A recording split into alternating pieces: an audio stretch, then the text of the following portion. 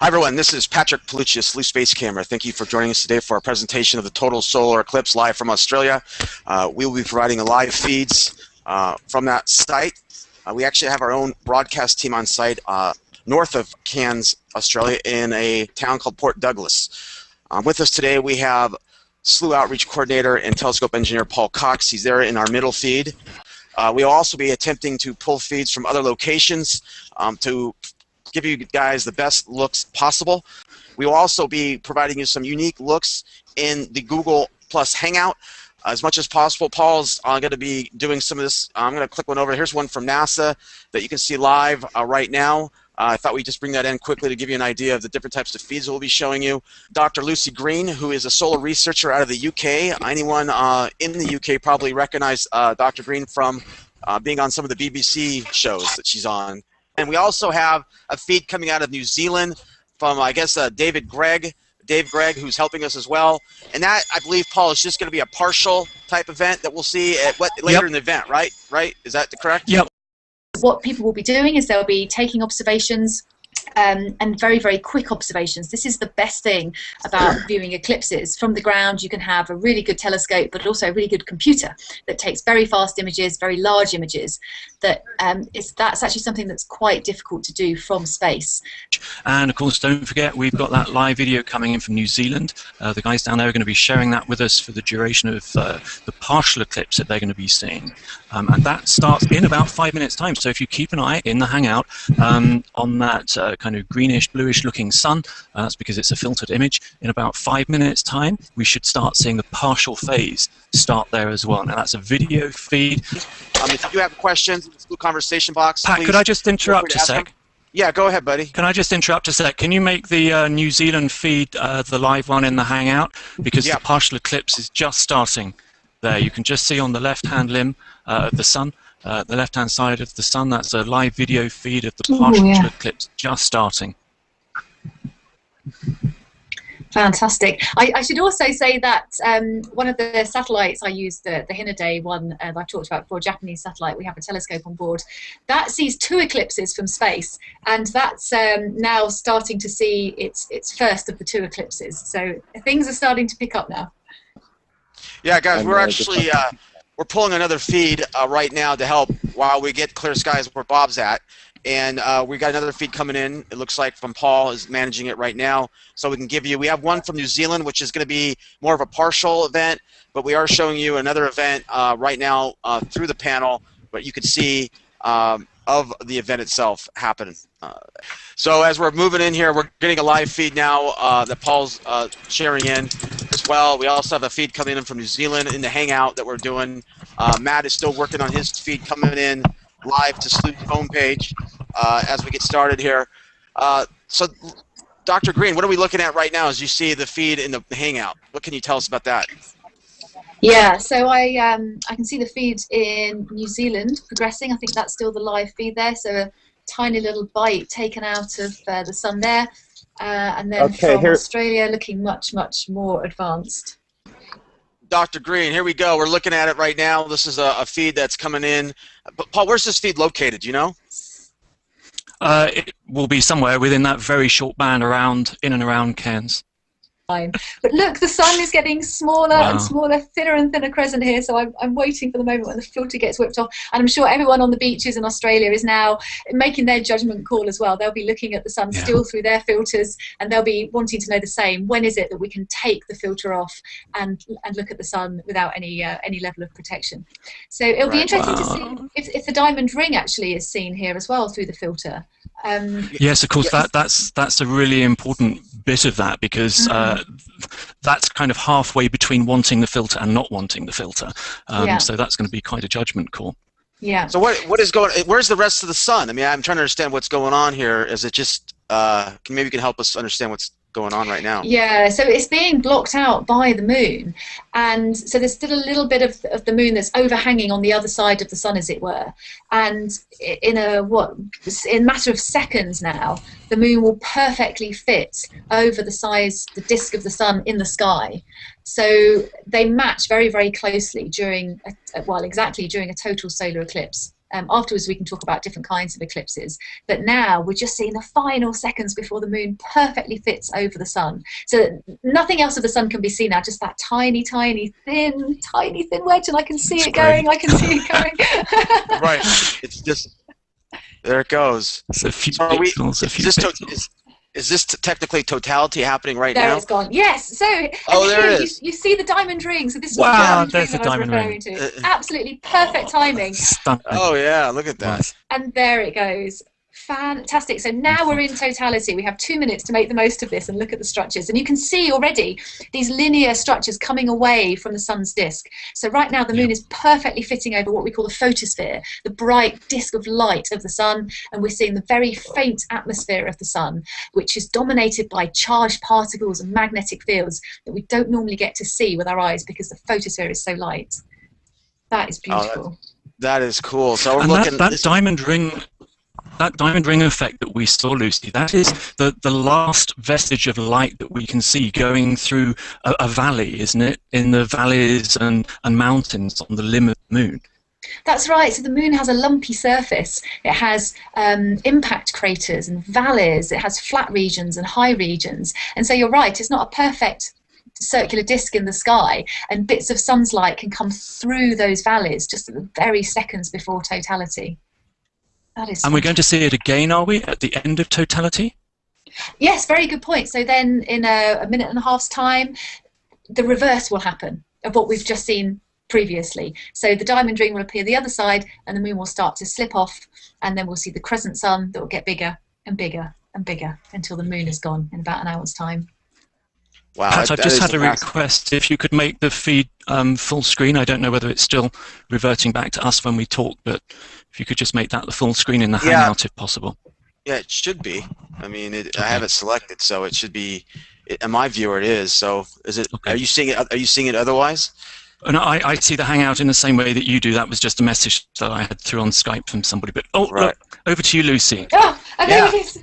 Oh, that was just too quick, wasn't it? That was far. Oh man, there it goes. Oh my gosh.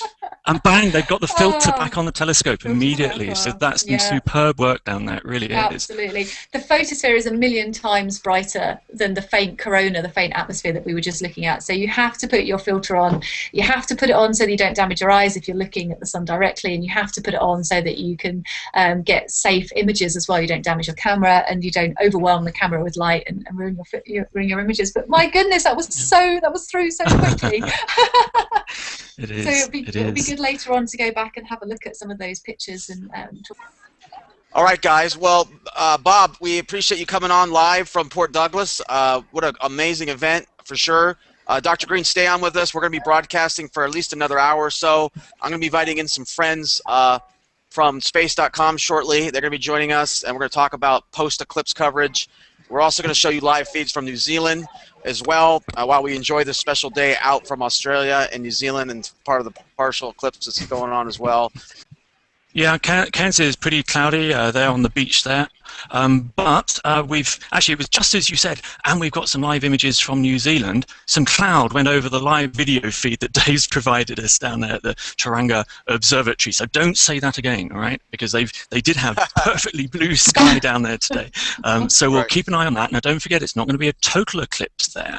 I'm showing a little simulation at the moment in the Hangout, and that's because they're outside of the path of totality. That very narrow is for this eclipse. It varies depending upon which eclipse where it is. It's 80 miles wide, and you have to be within that path to see a total eclipse. And no one else is going to see that on this eclipse unless they're in a ship, because that doesn't make landfall again. But for everybody down there on the north coast, on the North Island of New Zealand, they're seeing an 80% partial eclipse, and that's what we're looking at. That's a live video streamed direct from our friends down there at the observatory. And I think Dave's got a bundle of visitors down there, and we should get Dave on a little bit later, Pat, because there was something we were talking about the other day. You know, we've got the end of the world coming up in about a month's time. By the way, anybody who believes that, please give me your money now, because you won't need it after. I'll give you my bank details to make the transfer later. But anyway, what Dave and I were talking about is this is a wonderful opportunity to dispel these rumors of this mysterious planet X, Nibiru, which people are saying hides behind the sun. Now, we didn't see it, did we? If you think, if it was behind the sun or just off to one side, while we were in the shadow of totality, it would have been fully illuminated, so we would have seen it. So we've seen live images from, these are private people. These are not kind of government agencies that the conspiracy theorists say they doctored the video feeds and stuff like that. We've seen it with our own eyes. There was nothing in or around the proximity of the sun that doesn't belong there today. So, right. And it still looks like they've got some fabulous conditions down there. I'm not sure whether that's a bit of haze or a bit of light cloud that they've got there. But don't forget, everybody who's watching, from the feed we're looking at there in Hangout, this is a live video feed from the North Island of New Zealand, our friends down at Tauranga, who have been watching the total eclipse coverage that we've been doing there, listening to the show. So hi to everybody down there. I know they put on a really good show and a really cool event for the public to come and join them down there. And we're watching a live video from one of their telescopes at the observatory. So thank you very much to everybody down there who's involved. But also, you just said that the path of totality is racing across the Pacific right now. And I'm just sharing into the Hangout now an animation of that. And it's going to be, let's have a look at the timing. For the folks down in New Zealand at the Tauranga, I hope I'm pronouncing that right, Dave, Tauranga Observatory in New Zealand. The maximum eclipse is at 21:30, so that's in another 19 minutes time. So in this animation that I'm showing, I'll just start it off again actually. So here it is, and it's this kind of green line that goes across the middle of the screen. That's the path of totality. So you have to be within that zone to be able to see a total eclipse. If you're within this red bounded area, then you're going to see a partial eclipse. And the closer you are to the path of totality, the greater the eclipse. So here, if I just pause it there, that's going to be approximately the time of greatest eclipse for everybody watching down in New Zealand. The New Zealand feed, is that going to be an annular, or is that just a partial? No, it's a partial, and that is because they're fairly close to that path of totality that I showed you. It's going to be at 80%, so 80% of the solar disk is going to be covered. We have got Dave down in New Zealand. We can invite him in, and maybe you can chat with him. And Lucy, maybe talk to Dave, who's down in New Zealand at their Astronomy Society. It would be good, Dave, if you're listening, if you can join us now, and tell us a little bit about actually, the society down there and how the public are enjoying the event down there. It looks like you've had some beautiful clear skies. Yes, hi Paul. We're having a great day here. We've got quite a few people here. We've got the views on the big screen, and we've got another telescope set up outside. We've got a telescope inside, of course, with the roof open, and we're getting great views. We had a lot of rain last night, and but fortunately this morning it was mostly clear blue skies, so we've been very lucky. Yeah, fantastic. These are great shots, Dave. I really appreciate you participating in the event today. It's really nice for you guys to do that and take the time out. So tell us more of, in the area that you're doing this from, is the weather down there typically pretty nice, or is it a rare that you're getting clear skies like this? No, we've actually got very good weather here, especially this location, Tauranga, is known for its good climate and its good weather. So yeah, it's a good place to be. Yeah, we're actually coming up to maximum eclipse in 6 minutes. So yeah, this is not too far away. So we're watching another part of this total eclipse, but we're doing it live from New Zealand, actually. It's a different, perhaps Lucy can kind of explain what's happening here as opposed to what we already saw with totality as we move through this. Yeah, so Dave, we must be very close to the maximum phase of your partial eclipse in New Zealand now. So what we're seeing is a partial here because New Zealand is located off the line of totality. So the shadow that you can see moving on the Slooh main page now, you see the dark shadow racing across the ocean. And New Zealand is shifted away from that shadow, so that even though they see the moon moving in front of the sun, they don't see it fully blocking out the disk of the sun. But still, an amazing experience to see. I've seen partial eclipses before, and they are mesmerising to see. So, are we at maximum eclipse now? Yeah, we are 3 minutes. About 3 minutes away from maximum eclipse. Yeah. And are you taking images of the eclipse? Have you seen any sunspots, for example?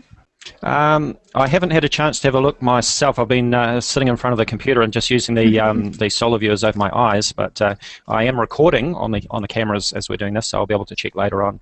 So we had a spectacular view from Australia of the of totality, and we saw some wonderful streamers that were completely engulfing the disk of the moon, and it was a really spectacular view. And I've come to think about these streamers in the sun's atmosphere as being a bit like chimneys, because they enable gases in the sun's atmosphere to escape into the solar system. And one of my colleagues has been doing some work on that, and she's been looking at these shapes in the magnetic fields of these streamer structures and looking at how gases that should be trapped close to the surface of the sun, how they can be released into space by finding sort of openings in the magnetic fields in these radial structures that stretch out into the solar system. So that's, even though we can't see it during the partial phase of the eclipse, during totality that gets revealed to us, but of course they're still there, and they're still channeling charged gases out into the solar system, all the way out to the edge of the solar system, and indeed flowing over the Earth as well. So as we're sat here watching this solar eclipse happen, we're also in the path of this wind that's flowing out from the sun. We have a very real and direct connection with the sun. Dave, how many people have you got down at the observatory? Sorry, yes, you're at maximum. Sorry, that's an important thing. Yes. Not to miss. Yes, actually, we're about 1 minute away. We're about 1 minute away, but pretty close now. And I can tell you also that when I look through the solar viewer directly with my eyes, the crescent of the sun is actually much thinner than what we're seeing in our feed. It's just because of the camera, and it's just sort of blurring a little bit. So it actually looks quite amazing from here. We do have, I'm told, 80 to 100 people here, so we've got a good turnout. Yeah, we're at maximum down in New Zealand, and actually Lucy was asking about sunspots, and actually I can see 3 very distinct groups of sunspots on the sun at the moment on the Cairns image. Dave said he could only join us for 10 minutes. I wonder whether Dave can just tell us. He's been so kind in giving us this live feed. Maybe, Dave, you just want to share with us, for people local to you in New Zealand, I think you have monthly sessions for the public to come along. Maybe you can just give people a little bit of general information about anybody in New Zealand who wants to get interested in astronomy. Yes, that's right. Thank you, Paul. We have meetings here at the Astronomical Society every 2nd and 4th Tuesday. So from 7:30 in the evening, what we normally do is we'll watch a video item for the first part, depending what time of the year it is, of course, and then after that we'll go out, if we've got clear skies, we'll do some viewing through our Meade 14-inch telescope. Dave, just to thank you tremendously for providing this live feed. When I saw your first email to me this morning, Dave got up this morning in New Zealand and emailed me straight away and said, I've woken up to clear blue skies. And I'll tell you, when we were looking at the forecast for Australia, that was absolute music to our ears to know that we've got that. And I know the amount of effort that it takes, Dave, to set these things up. So, you know, kudos to all of you down there and the Society. And thank you very much for giving us our live feed, which we'll continue to enjoy for just over another hour, I believe. Yeah, thank you, Paul. I would add, too, that when we were looking at the weather last night, we had heavy rain. It looked almost like thunderstorms were approaching last evening, so it was quite a relief to wake up to clear skies. And for us too. So thank you very much, Dave, and please thank the other guys down at the Society for allowing all of this to happen. I know you do sterling work down there at the Tauranga Astronomical Society in New Zealand.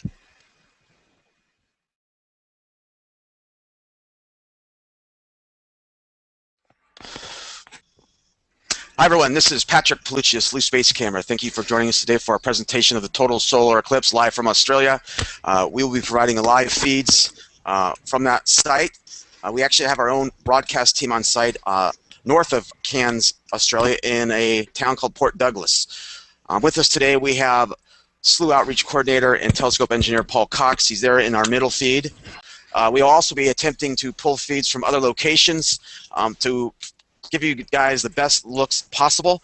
We will also be providing you some unique looks in the Google Plus Hangout as much as possible. Paul's going to be doing some of this. I'm going to click one over. Here's one from NASA that you can see live right now. I thought we'd just bring that in quickly to give you an idea of the different types of feeds we'll be showing you. Dr. Lucy Green, who is a solar researcher out of the UK. Anyone in the UK probably recognize Dr. Green from being on some of the BBC shows that she's on.